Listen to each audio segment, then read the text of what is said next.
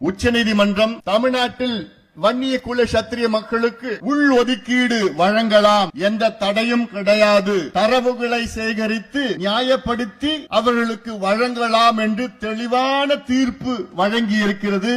இந்த தீர்ப்பு 1000 நாட்கள் ஆகிறது. 1000 நாட்கள் ஆகியும் தூங்கிக் கொண்டிருக்கின்ற இல்ல தூங்குவது போல் நடித்துக் கொண்டிருக்கின்ற இந்த திராவிட மாடல் திமுக அரசை நாங்கள் கண்டிக்கின்றோம். முதலமைச்சர் ஸ்டாலின் அவர்களே, உங்களுக்கு ஏதாவது சமூக நீதி மீது அக்கறை இருந்தால், எள்ளளவு அக்கறை இருந்தால், இந்த ஒடுக்கப்பட்ட மக்களுக்கு நீங்கள் உள் ஒதுக்கீடை வழங்கியிருப்பீர்கள் அல்லது வழங்குவீர்கள். உங்கள் தந்தையிடம் கற்றுக்கொள்ளுங்கள். இது ஏதோ ஒரு ஜாதி பிரச்சனை கிடையாது. தமிழ்நாட்டில் பெரும்பான்மை சமுதாயம் வன்னியர் சமுதாயம், மற்றொரு பெரும்பான்மை சமுதாயம் பட்டியலின சமுதாயம்.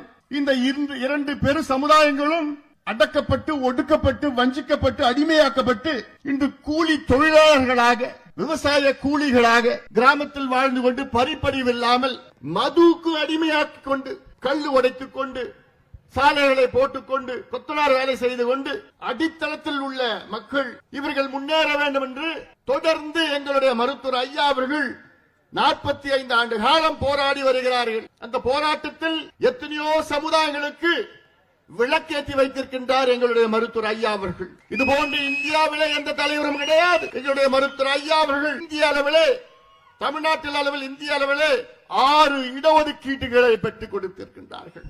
6 இடஒதுக்கீடு. இன்று வாழ்ந்து கொண்டிருக்கின்ற எந்த தலைவரும், இந்தியாவில் வாழ்ந்து கொண்டிருக்கின்ற ஒரு தலைவர் கூட ஒரு இடஒதுக்கீடு வாங்கி கொடுத்தது கிடையாது. ஆனால் எங்கள் ஐயா 6 இடஒதுக்கீடுகள், தமிழ்நாட்டில் 4, தேசிய அளவிலே 2. அப்படி இருந்தும் இன்று திராவிட மாடல் என்று சொல்லிக் கொண்டிருக்கின்ற முதலமைச்சர் ஸ்டாலின் அவர்களே, இந்த சமுதாயம் பாவப்பட்ட சமுதாயம். படிப்பறிவு எந்த அளவுக்கு இல்ல. குடிசையில வாழ்ந்து கொண்டு, அதிக குடிசை எங்க இருக்குது? வட தமிழ்நாட்டில் இருக்கு. அதிக படிப்பறிவு இல்லாத மாவட்டங்கள் எங்க இருக்குது? வட தமிழ்நாட்டில் இருக்கு. ஹியூமன் டெவலப்மெண்ட் இண்டஸ்ட்ரீஸ் எதுல குறைவா இருக்கிறது? வட தமிழ்நாட்டில் இருக்கு. தனிநபர் வருமானம் எங்கே குறைவா இருக்கிறது? தமிழ்நாட்டில் இருக்கு. அதிக குடிசைகள் உள்ள மாவட்டங்கள் எங்க இருக்கிறது? தமிழ்நாட்டில் இருக்கு, வட தமிழ்நாட்டில் இருக்கு.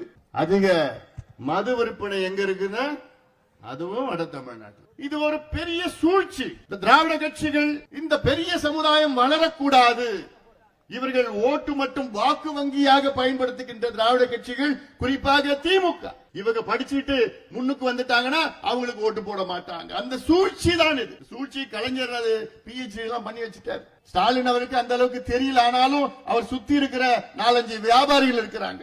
யாரு? அமைச்சர் என்ற பெயர்ல வியாபாரிகள் இருக்கின்றார்கள். ஆக எங்களுடைய கோரிக்கை என்ன? உச்ச நீதிமன்றம் இங்க இருக்கின்ற மிக மிக மிக பின்தங்கிய சமுதாய வன்னியர்களுக்கு உள் ஒதுக்கீடு கொடுக்கலாம் என்று தீர்ப்பளித்திருக்கிறது. அதுல என்ன சொல்லியிருக்கிறாங்க உச்ச நீதிமன்றம்? தரவுகளை சேகரித்து, டேட்டா சேகரித்து கொடுங்க. அந்த உச்ச நீதிமன்ற தீர்ப்புல அதை தெளிவாக சொல்லியிருக்கிறார்கள். எத்தனையோ முறை மருத்துவர் ஐயா அவர்களும், நானும், நம் கட்சியை சார்ந்தவர்களும், கௌரவ தலைவர் போன்றவர்கள் எல்லாம் எத்தனையோ முறை முதலமைச்சரை எத்தனையோ முறை சந்தித்தோம். அதிகாரிகளை 100க்கு மேற்பட்ட முறைகள் அதிகாரிகளை சந்தித்திருக்கு. முதலமைச்சர் நான் நிச்சயமா செய்கிறேங்க, நான் பாக்குறேங்க, உறுதியா செய்கிறேங்க. சட்டமன்றத்தில் உறுதி இருக்கின்றார் முதலமைச்சர் ஸ்டாலின் அவர்கள். இவ்வளவு காலமாகியும் பிறகு இன்னைக்கு என்ன சொல்றாரு ஸ்டாலின்? இல்லைங்க, அது மத்திய அரசு தான் எடுக்கணும், கணக்கெடுக்கும். என்னையா கணக்கெடுக்கணும்? என்ன கணக்கெடுக்க போறீங்க? உச்ச நீதிமன்றம் சொல்லிடுச்சு, மக்கள் தொகை கணக்கெடுப்பு இருக்குதுல்ல. நான் ஒரு கேள்வி கேட்கிறேன். 20% MBC அதுல எப்படி கொடுத்தாங்க? ஐயா போராடினாரு. 21 உயிர்களை நாம் இழந்தோம். லட்சக்கணக்கான மக்கள், நம் சொந்தங்கள் சிறைக்கு சென்றார்கள். அதனால்தான் 20 விழுக்காடு வந்தது. அருந்ததியர்களுக்கு 3 விழுக்காடு உள்ஒதுக்கீடு, அதே பரிந்துரை தான். இஸ்லாமியர்களுக்கு 3.5 விழுக்காடு உள்ஒதுக்கீடு, அதே பரிந்துரை தான். 20% MBC கொடுத்தது அதே பரிந்துரை தான்.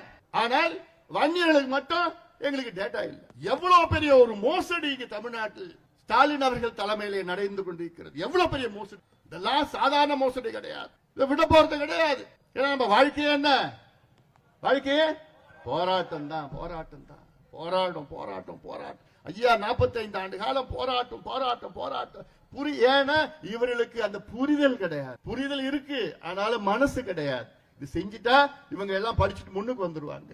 இவங்க எல்லாம் அப்படியுமே இருக்கணும், குடிசையில இருக்கணும், மாடு மேய்க்கணும், ஆடு மேய்க்கணும், குடிச்சிட்டு இருக்கணும், அப்படியே இருக்கணும், கஞ்சியை குடிச்சிட்டு இருக்கணும், அப்படியேதான் இருக்கணும். இது ஓட்டு வங்கி, வாக்கு வங்கி, இந்த நிலையை தான் இருக்கணும்னு அவங்க திமுகவுடைய சூழ்ச்சி அதை நடைமுறைப்படுத்திக் கொண்டிருக்கிறார்கள். சமீபத்தில் பாத்தீங்கன்னா சில திமுக பொய் புலிகைகள், அவன் தொழிலே பொய் பொழுகிறது. என்ன பொறுத்த வரைக்கும் சில பேர் அதுல இருக்காங்க, கொஞ்சம் பேருங்க, என்ன பொறுத்த வரைக்கும் அவங்க முட்டா பசங்க, அவங்க அறிவு கிடையாது. ஆனா பொய்ய அப்படியே திருப்பி 10 முறை ஒரு பொய் சொல்ல என்ன உண்மையாயிடுது, மக்கள் நம்பிடுவாங்க. அதுதான் கோயபிள்ஸ் பிரச்சாரம்.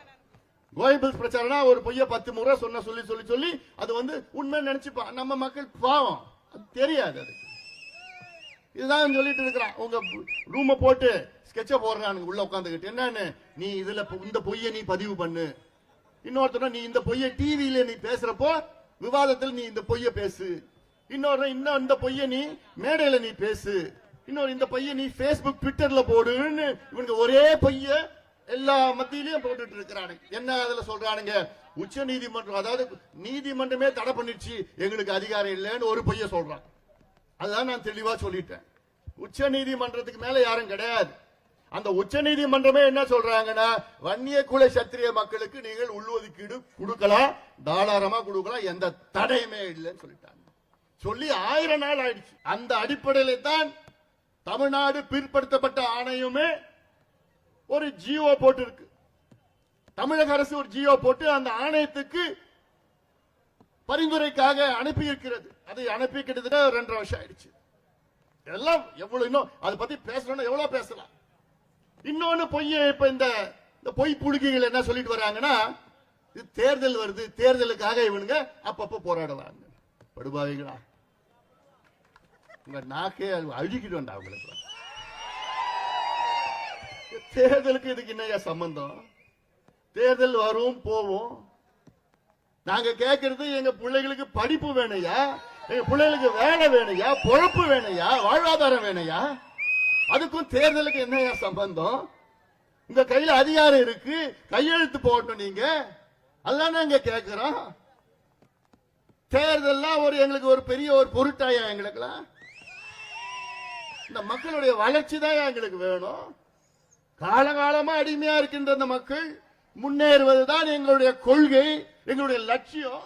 இதுல நான் இப்ப மருத்துவர் ஐயா அவர்கள் 45 ஆண்டு காலம் போராட்டம் இவ்வளவு செஞ்சோம். ஒரு சில முட்டா பசங்க இவனுக்கு எலெக்ஷனுக்காக, தேர்தலுக்காக இப்படி எல்லாம் சொல்லிட்டு இருக்காங்க.